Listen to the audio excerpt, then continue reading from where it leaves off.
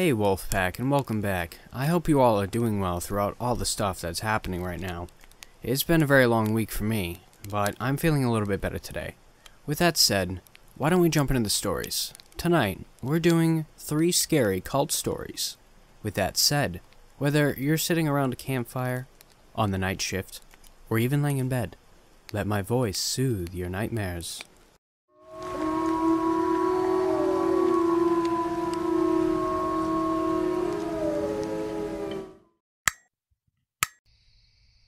When my partner, Edna, said yes to my marriage proposal, I had never been so happy. But now, after everything that has occurred in the past week, I wish she had said no.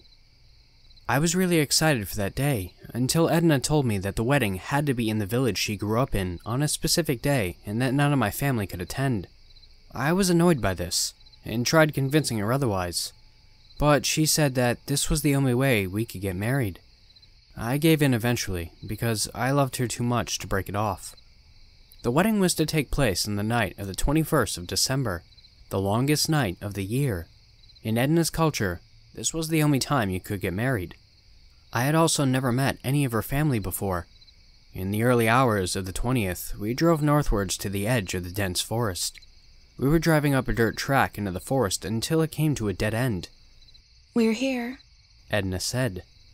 "There's nothing here, though," I replied, confused.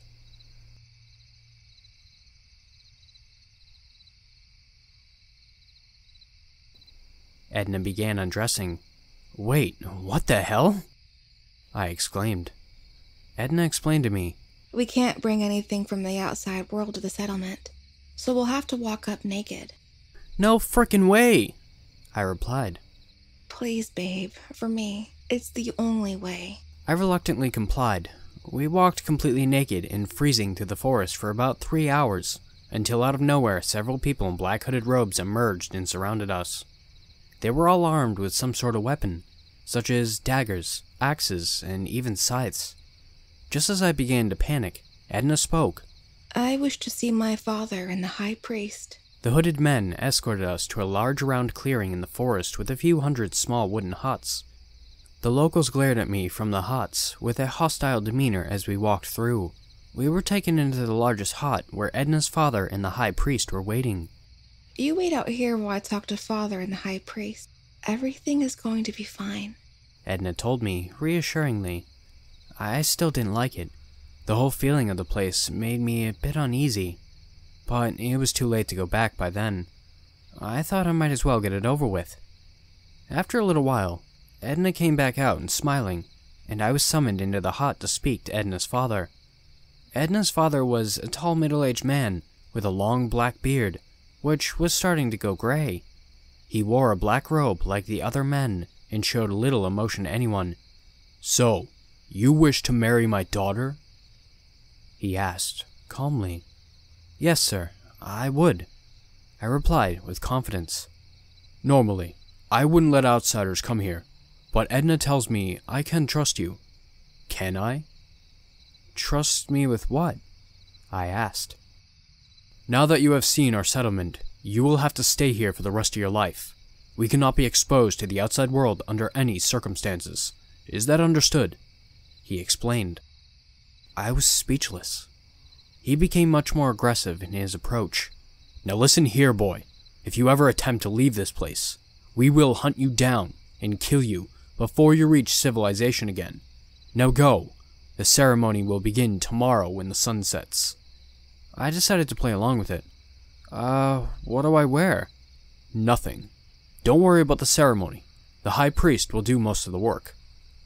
I left the hut and observed the surrounding area. There were several hooded men standing guard around the edge of the clearing. There was no way out. The only way to escape would be to build up trust with the people of the settlement. Just as I started to wander off around the area, I was restrained. "Hey, what the frick are you doing?" I asked. The person replied, "I'm escorting you to your quarters. It is a part of the preparations for the ceremony. Both parties must be isolated until the sun sets. You are forbidden from all contact, food, and water." I was thrown into a hole in the ground, which was then sealed off, left alone in complete darkness. Over 24 hours later, after a long duration of intense fear and boredom, freezing in the ground, the hatch opened. I was dragged out to the center of the clearing, delirious and naked in front of a large crowd watching intently. By then, the sun had emerged from the tree line. It was time. Edna and I staggered up to the high priest and stood side by side. I was growing more and more afraid of how all this was going to conclude. The high priest was an old unmarried man with a long white beard stretching to his knees. He was the only one who wore a white robe, unlike the rest who were in black. He spoke in a thunderous deep voice, contrasting with his feeble appearance. "May the settlement's elders wed present themselves." I turned around and saw a man and a woman, much older than everyone else, walk forward, disrobe, and lie on the stone slab behind us. I turned to Edna and asked nervously, "What's going on?" Edna explained. As a part of the ritual, the oldest married couple in the village must be sacrificed to the gods, so the newlywed couple can have a long and healthy marriage until it is their time to be sacrificed. I stared at her in complete horror as the high priest and the rest of the attendants chanted in a language unknown to me. The high priest, still chanting, walked to the old man who was lying on the slab completely emotionless. Edna held my hand and said, "Don't worry, they'll be with the gods soon." The high priest then took out a sharp dagger and then slit it across the man's throat, followed quickly by the old woman. They both gasped for air as blood spewed out of the wide slit in their necks. I was verging on hysterical and ready to run, but there were armed men standing guard in every direction I looked. When they were dead, their bodies were removed and placed over a large fire on a spit. They were the wedding feast. My attention was diverted from roasting old couple when the high priest lit a circle of fire around Edna and I. The high priestess announced, "When the fire dies down, the ritual will be complete." The fire rose several feet high, and the local people stripped off and danced naked around us, while chanting in the same strange language.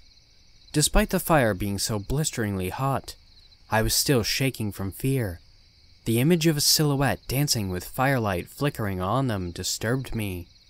But Edna had a grin on her face the whole time. She sickened me. This was not the woman I proposed to. The fire died down after a long while.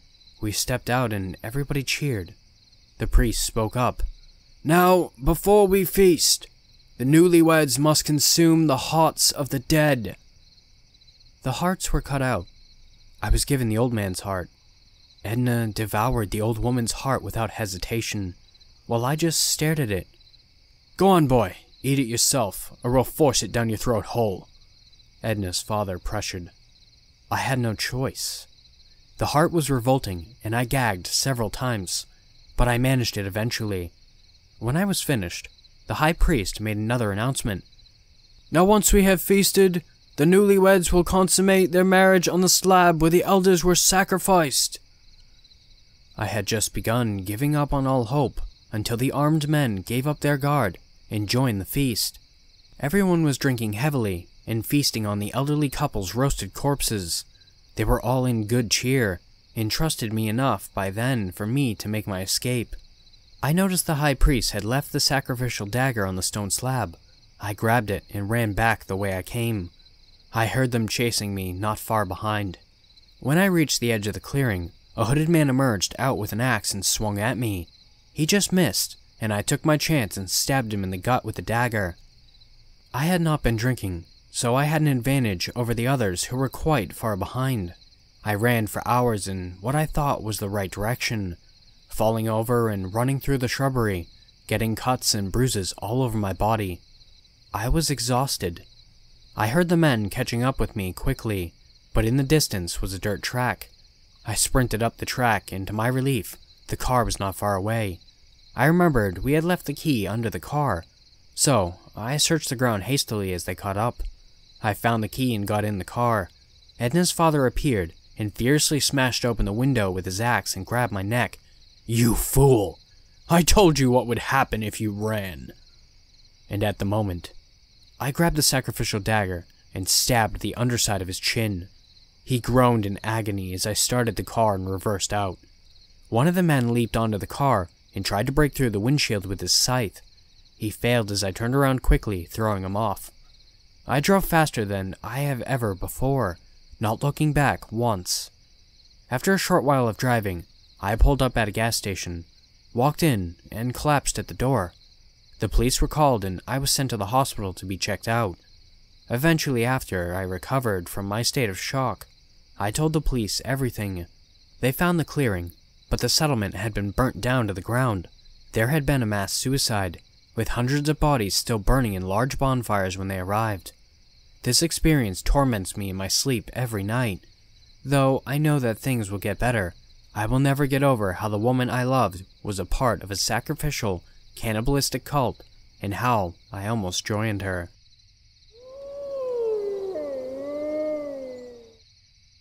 I lived in Anaheim my whole life, as you could probably guess. Disneyland is a pretty big deal here. My grad night party was held at the park like every other kid in Southern California, and even a lot of my friends went on to work at Disneyland after high school. You used to get the heavy traffic and even the nightly firework displays. Not even the dogs that live in my apartment building howl at the noise. Just like everything else, Disney has found its way out of the park and into normal life.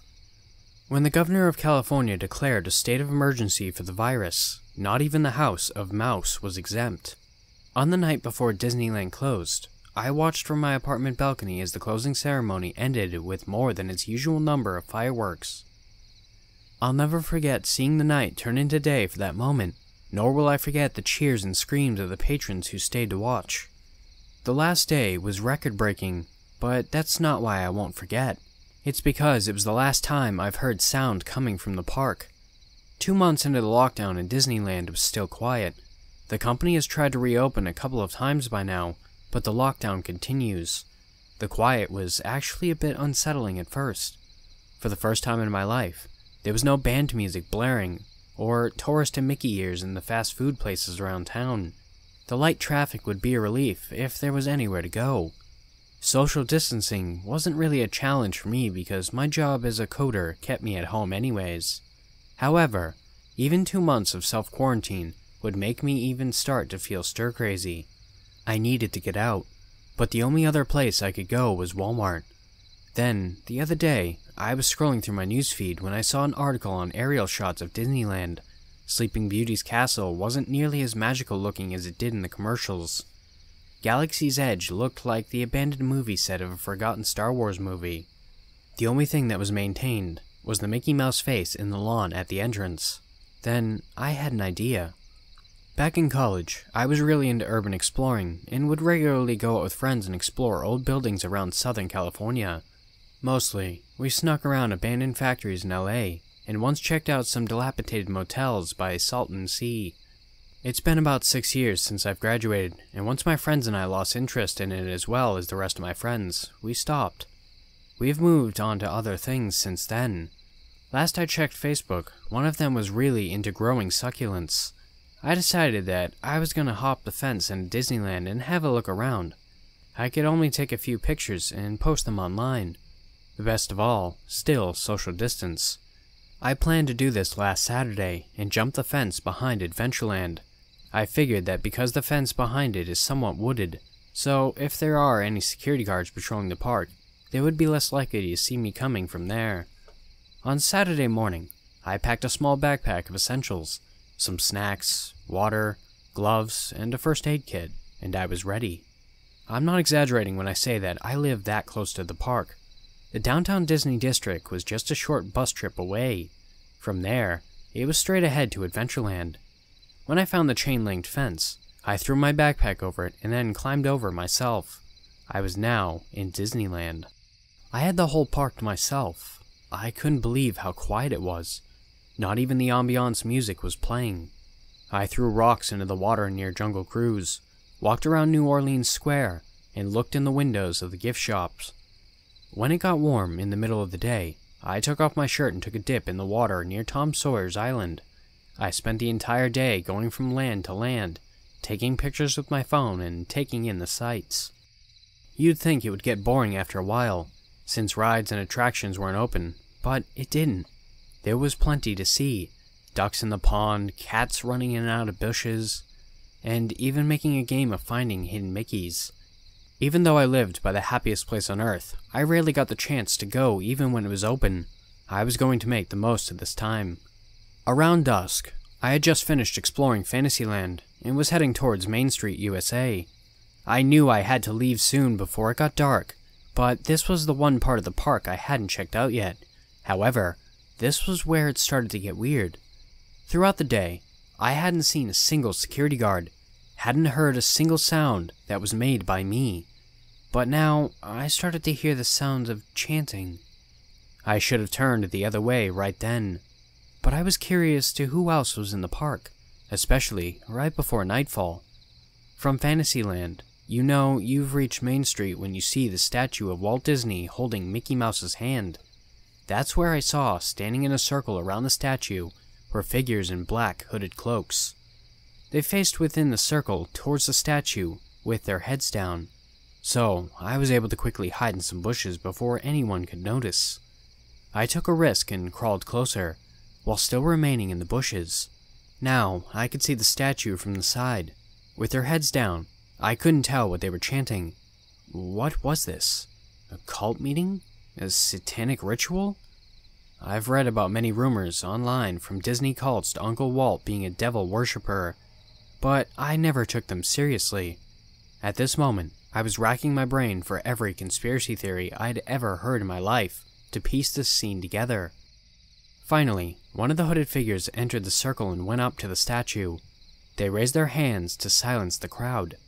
The circle raised their heads and fell silent. The figure beside the statue pulled off his hood. I couldn't believe my eyes. I had seen him in recent news articles discussing failed plans to reopen Disney parks, so I knew exactly who it was, the CEO of the Disney company. "Our dreams hang in this balance," he cried. "In the midst of this plague, our people face hard times. Our beloved master did not build this sanctuary just for it to crumble in the face of pestilence. That is why tonight we offer a gift to our master, so that he may grant us prosperity in the dark times. Bring out the rat!" Coming out of one of the nearest buildings, a Mickey Mouse mascot was being forced towards the circle by two other hooded figures, who looked noticeably bigger and stronger than the rest. They dragged the giant mouse up to the statue, threw them onto the feet of Walt, and pinned them in place, one by the wrists over their head, and the other by their ankles. I could tell that the person inside the costume was not part of the cult, and didn't want to be there. The two figures held the mouse still as the mascot thrashed, desperately trying to get free. "Rodents carry pestilence," the CEO declared, "and the symbol of our brotherhood is a mouse. Therefore, to appease the master, we must sacrifice a mouse." He turned around to face the statue. From his cloak, he produced a shiny blade. I couldn't believe this was happening. This had to be fake. My heart was starting to pound in my chest. I was soaked in sweat. My pulse was pounding in my ears, and I was afraid they could hear it too and discover me. "We offer you this gift," the CEO continued. "Grant us safety from this plague, so that we may bring back wealth." He held the knife over the mascot with both hands. "For yesterday, tomorrow, and fantasy!" He thrusted the knife into the mascot's chest as the circle repeated his last cry. I bit my fist to keep from screaming. I didn't notice until later the bleeding bite marks. I stared with horror as the CEO sawed the knife down the front of the body as guttural screams were muffled by the Mickey Mouse head. His face splattered with blood, but he paid it no attention as he continued his task. The mascot's kicks and struggles to be free started to slow and then stop altogether. I thought he was dead until the CEO dug into their chest with his bare hand and ripped something out. Above his head was the still beating heart of the mascot. The blood glistened in the dying sun as it ran down the man's arms. The two big figures holding the sacrifice in place now let them go, allowing the body to tumble into the grass. With a red-stained grin, he dropped the heart onto the grass as well. "The heart continues to beat. Uncle Walt has blessed us." The circle cheered and chanted. This time, I could hear their chant. Mickey Mouse. Mickey Mouse, Mickey Mouse, forever let us hold your banner high. Mickey Mouse, Mickey Mouse, forever let us hold your banner high. I recognized the words from the Mickey Mouse Club theme song. I had enough. I needed to get out of there without anyone seeing me. I crawled backwards through the bushes, holding down a choking sob. Then, my backpack caught on the branch of a bush, and when it let go, it made the bush rustle. The chanting stopped suddenly, and every head turned towards my hiding place. "Who's there?" demanded the CEO angrily.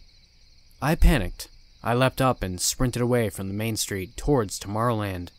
I didn't know where I was heading, but I knew I had to get away. I could hear them chasing me, calling for me, telling me to stop. I need to get out of there. But I couldn't just go back to Adventureland. That was all the way on the other side of the park. I needed to go out anywhere I could. In Tomorrowland, the group had split up to find me. I needed to hide fast. The only thing I could think of was to dive into the water by the Finding Nemo attraction, hold my breath when a pair passed by. I stayed in the water near the monorail until they decided that I had moved on to another part of the park. Relieved, I headed for the edge of the park. If I wasn't wary of lingering cultists, I would have cheered for joy when I saw the railroad that circled the park. With a final effort, I climbed over the fence and jogged away from it. When I was away from Disneyland, I faced my next challenge. I had entered the park from the west side and left from the east. How was I going to get home? Even if I had the strength to walk all the way around, I didn't want to risk being caught by those creeps. I couldn't call an Uber either, because when I reached into my pocket, I found that I had lost my phone sometime during my escape. Not only had I no way to contact home, but I also had lost my proof that I was ever there that day. I was forced to walk away from Disneyland until I found a solution. I nearly cried tears of joy when I found a bus stop and could take a ride home. I passed out from exhaustion when I got home and crashed into my bed. All night, I had nightmares about that beating heart. Every time I closed my eyes, all I saw was blood. All I could hear were the mascot's screams and the cult's chants. It was by far the worst night of my life. It's Monday now, and until this afternoon, I hadn't seen any signs of the Disneyland cult. I was starting to think that I had gotten away with it, until I got the mail. Along with a couple of junk flyers, there was a small box, the size of a book. There was no return address, and only my name was written in Sharpie on the box. My heart dropped into my stomach. I held my lost phone in my shaking hands. When I turned it on, it turned out that the memory had been wiped clean. My photos were gone for good. At first, I didn't want to share my story about what I saw at Disneyland. I was more happy keeping this to myself. What changed my mind was the note that came with my phone. At the top of the paper slip was a gold outline of a Mickey Mouse head, and written in black pen was the message, "You left this behind. Hope to see you at reopening. B.I." I don't know about you, but I don't want to know anything more about what goes on in the Disneyland company. I just want to warn you, don't go looking into the rumors surrounding the Disney company. Also, stay away from Disneyland until it reopens. Though, based on what has been on the news, that will be sooner than later.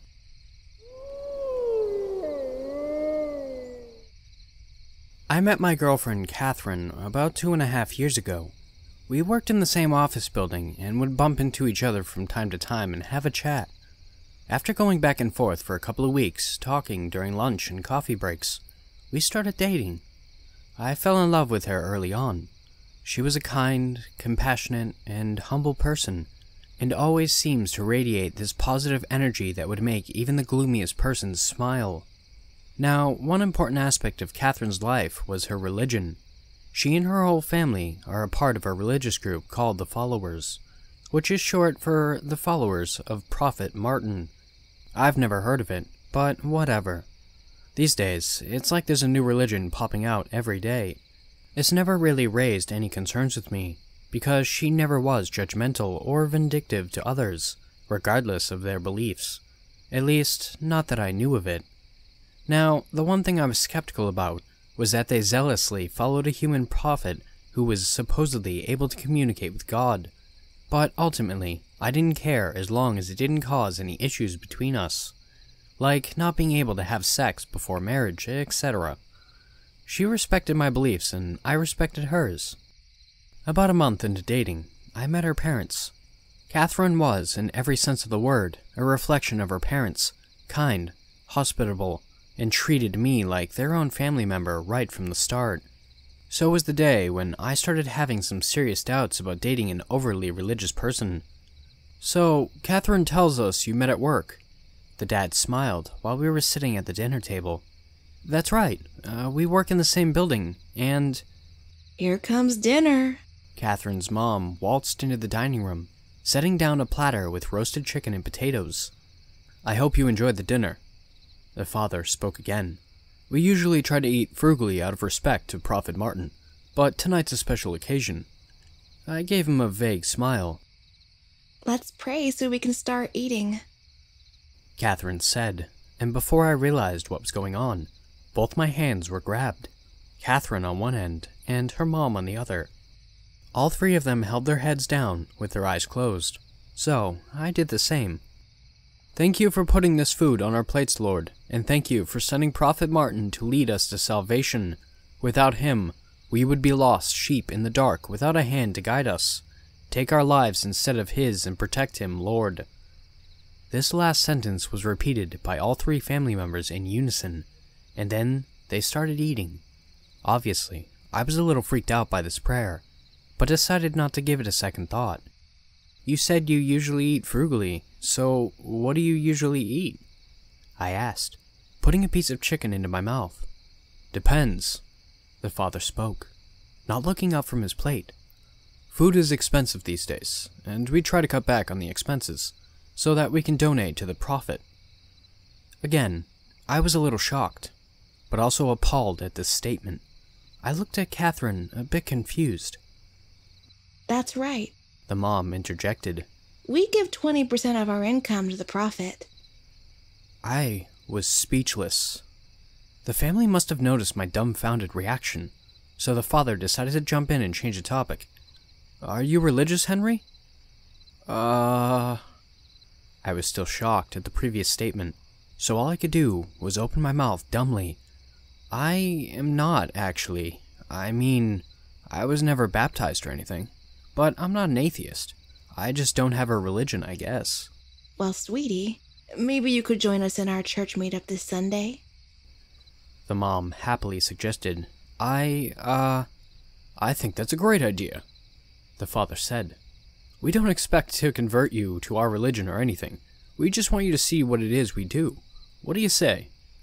I looked over to Catherine, who gave me a reassuring smile, the smile I could never say no to. Sure, why not?" I said.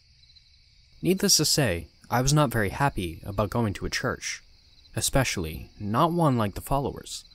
But in the end, I tried to be positive about it, and I wanted Catherine's parents to like me. The meetup was Sunday evening. Again, this raised some flags, in a building around 10 minutes away driving. When we arrived there, I expected some kind of sign on the building, or at least a cross. But it was just a plain building which resembled a warehouse more than a church. 2 large men in suits were waiting on each side of the door and opened them for each attendee, saying, "Praise the Prophet," with a smile. Their smiles didn't seem genuine though.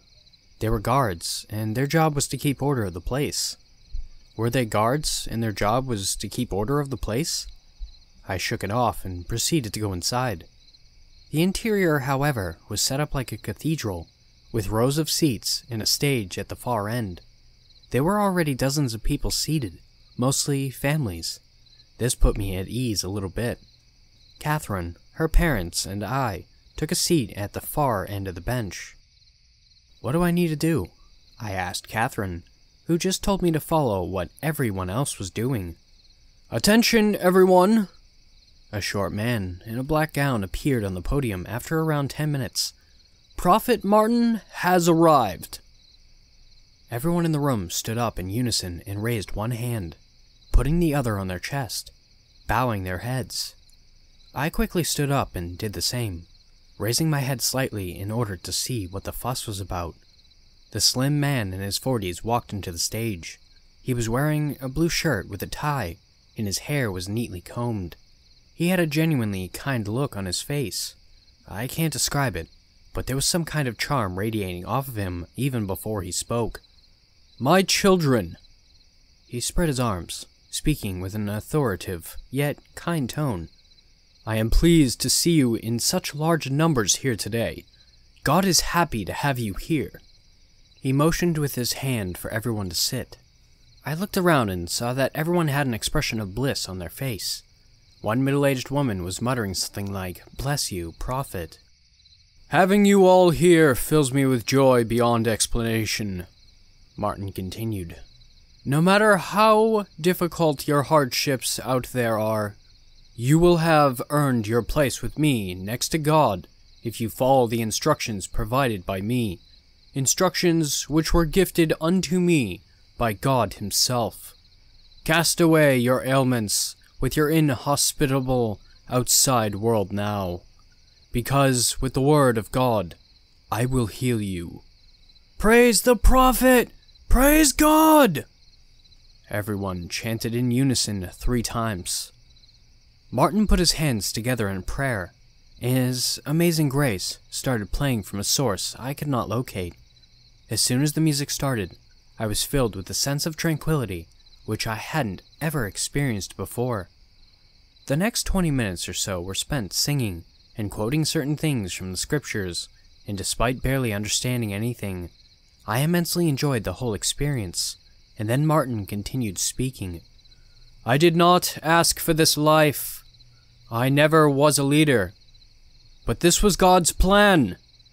He said unto me, 'Martin, I demand that you save this flock, whether they want to be saved or not, by any means necessary. I do not ask of you to do what I say.'" He placed his hand on his chest. "I ask that you do what God asks of you. You have all been blessed with God's gift of knowledge of being in our community, which will lead you to salvation. There is no greater reward than to sit beside God in his kingdom." A man walked into the stage and gave Martin a piece of paper before disappearing again. "As such, there is also no greater punishment for casting away his gifts. Those who have been blessed like us, and then renounce it, will suffer a fate worse than hell." There was a long pause before he continued. "As you already may know, we've had many children leaving our sacred community in the past few weeks. I do not wish to punish the parents for the mistake of the seed, but rather give a warning to everyone. If you see your beloved ones straying, attempt to save them. If they are beyond redemption, abandon them. Do not let your worldly love for your family members drag you down to damnation with them. God is forgiving, but even he has his limits." Martin raised his hands, and everyone stood up again. There was a prayer similar to the one at Catherine's dinner table, and then the prophet continued. "Now the time has come to bid each other farewell. Offer your tribute, or if God wills it, I will choose it." A morbid silence fell onto the entire room, which seemed to last for a long time. I looked at Kat, only to see her head was down. Everyone was shuffling uncomfortably in their seats, looking around. "Anyone?" Martin said. There was a commotion for a few seconds, and then one young girl, no older than 16, stepped forward. She timidly approached the prophet, who welcomed her on stage with a reassuring smile.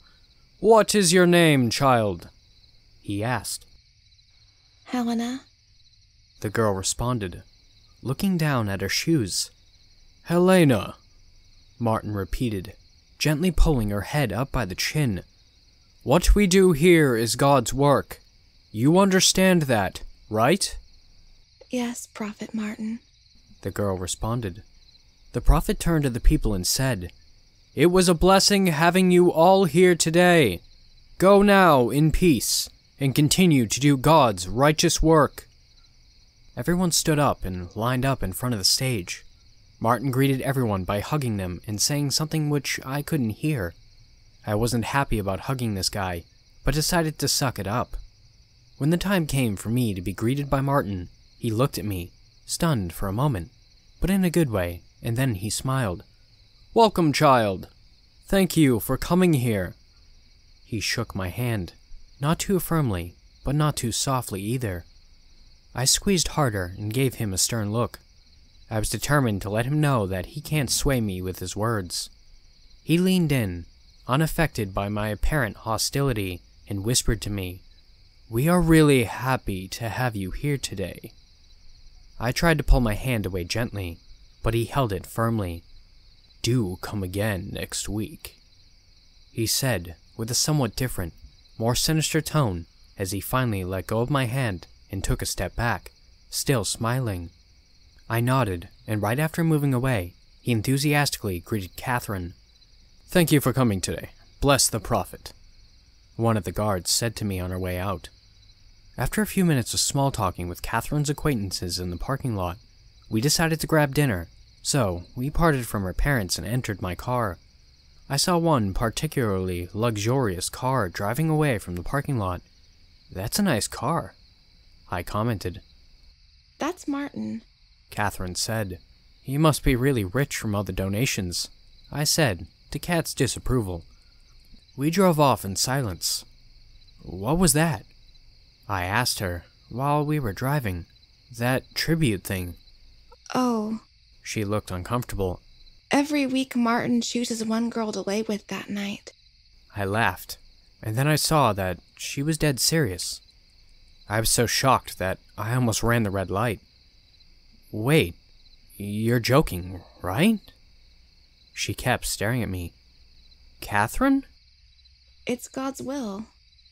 Catherine looked away. "Martin, he doesn't want to do it, Are you freaking kidding me? Are you seriously shitting me right now?" This was the first time I snapped at her. "Stop it," she pleaded. "He screws underage girls?" I continued. "Why the hell are the parents allowing this?"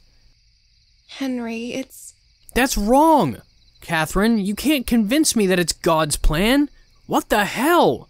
I can go with high taxes and the ridiculous rules of worshipping some asshole." "Stop it. The scripture said it should be this way." The scriptures he wrote himself, right? Oh, this is bullshit. "I know you don't understand, but this is a holy..." Did he ever sleep with you? I interrupted her. She gave me a stern look before opening the door and storming out of the car. "Cat! God damn it, wait!" But she didn't listen. The cars behind me were already honking, so I had to go. I haven't spoken to Kat for 2 days since then, but in the end, we reconciled. I apologized to her and told her that I understood her side, but in reality, I had a plan. I wanted to go to another meetup of this cult and capture some evidence, if possible. I wanted nothing more than to tell Catherine that her so-called prophet was nothing more than a fake, but maybe, if I exposed him, she and everyone else would see him for what he really was. So, instead of telling her the truth, I told her that I want to give Martin and his religion a chance to prove me wrong. Sunday came, and we were let inside the building by the same 2 men in suits who smiled widely. I smiled back and took my seat. The same rituals ensued as Prophet Martin appeared on stage, same outfit as last time. After the singing and quoting of scriptures, Prophet Martin paused before saying, "Now, there are certain issues that we need to resolve. I told you all last time we had a bunch of heretics running away from the gift I bestowed on them. Not only that, but some of them even tried to go to the authorities." A few murmurs were heard throughout the room. "God is forgiving."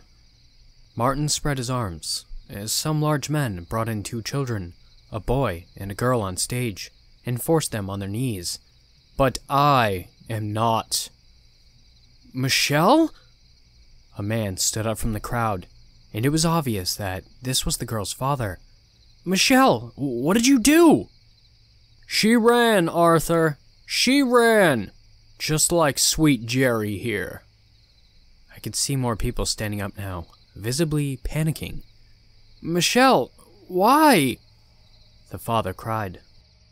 "You monster!" The girl spoke. It was me, Arthur. A woman cried, apparently Michelle's mother. I helped her escape. No one said anything for a few seconds. I looked around and saw that everyone's focus was on the stage. With shaky hands, I pulled up my phone and dialed 911, turning it towards the floor and hoping that dispatch would understand the severity of the situation and send help. You saw what he does to other girls. I will not let him use our daughter like he used the other poor girls because of your sick beliefs. The woman continued.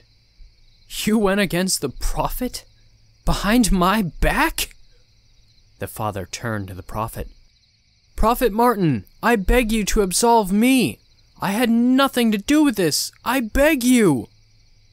Prophet Martin stretched out his hand with his palm upward. Parents of the sinful seed, please step forward, he said calmly.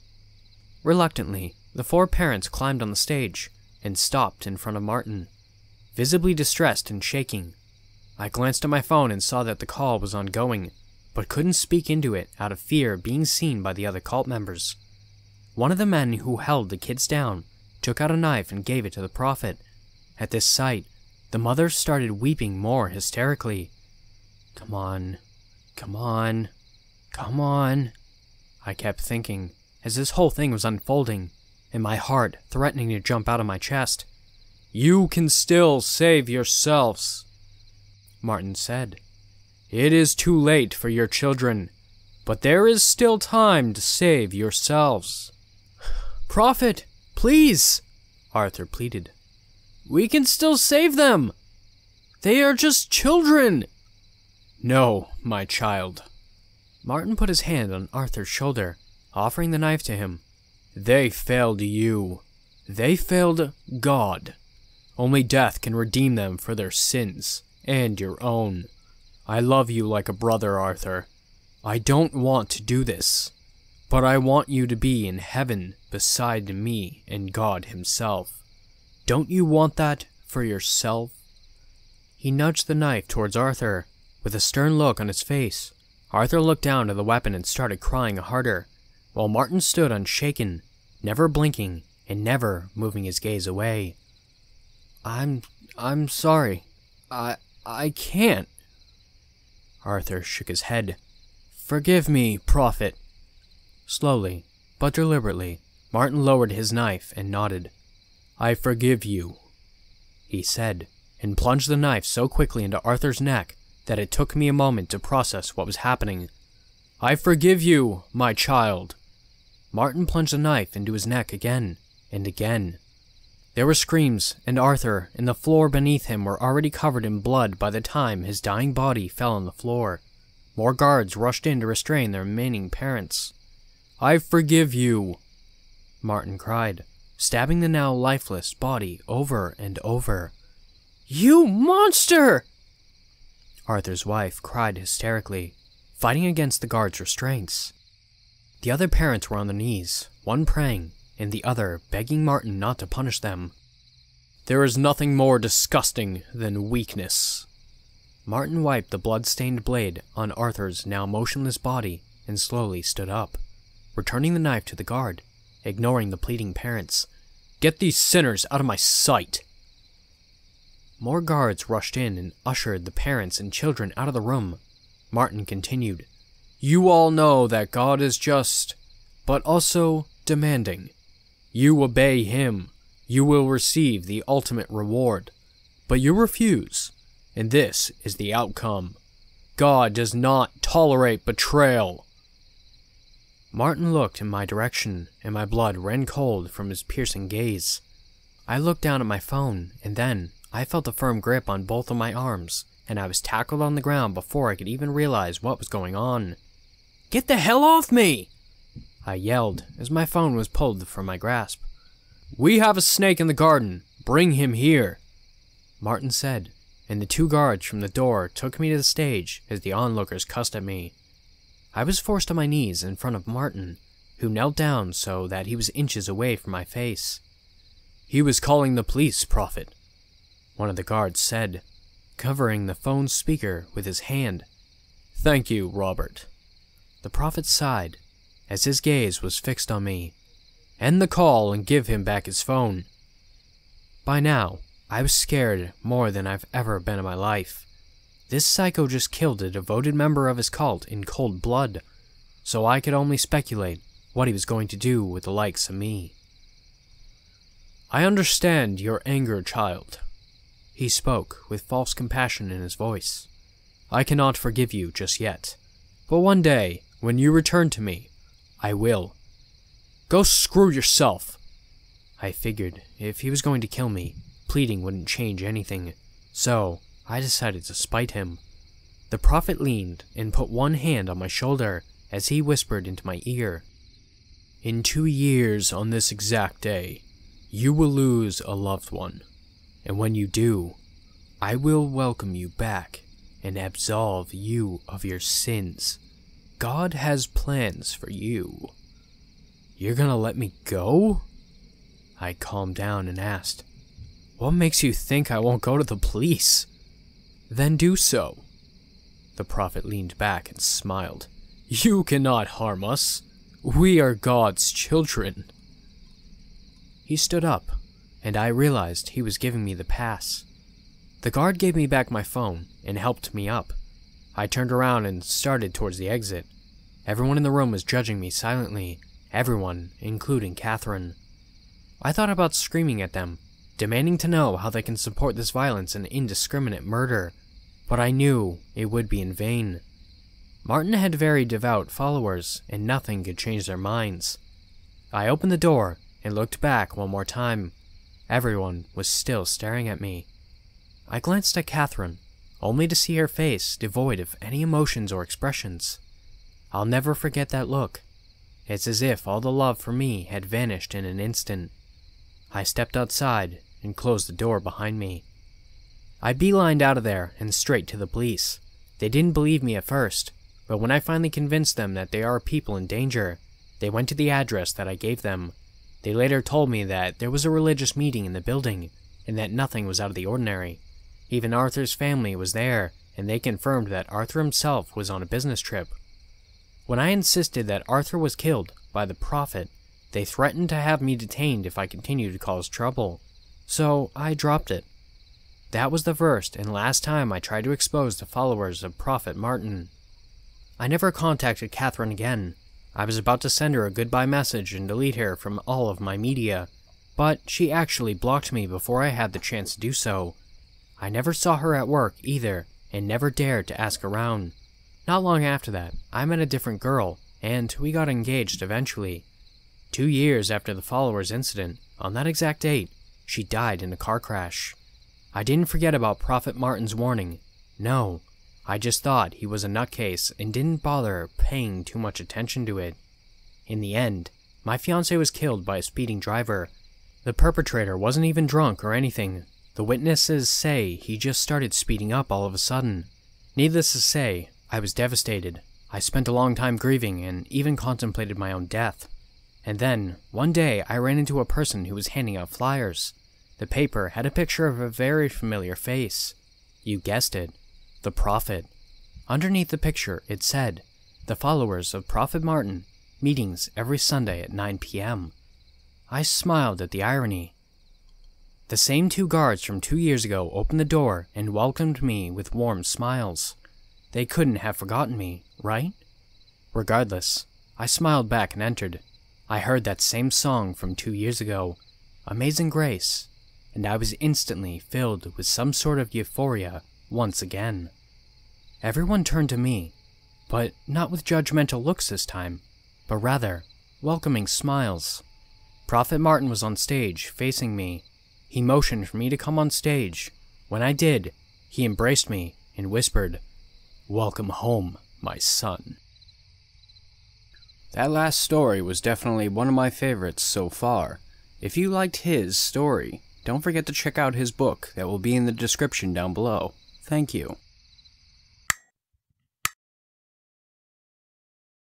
Thanks for listening, Wolfpack. If you want to submit your own story, the links for my email and subreddit will be down below. I've also created a Discord, so if you want to join that, the link will be in the description down below as well. Don't forget to like, share, and subscribe. And with that said, have beautiful nightmares, and I will see you next time.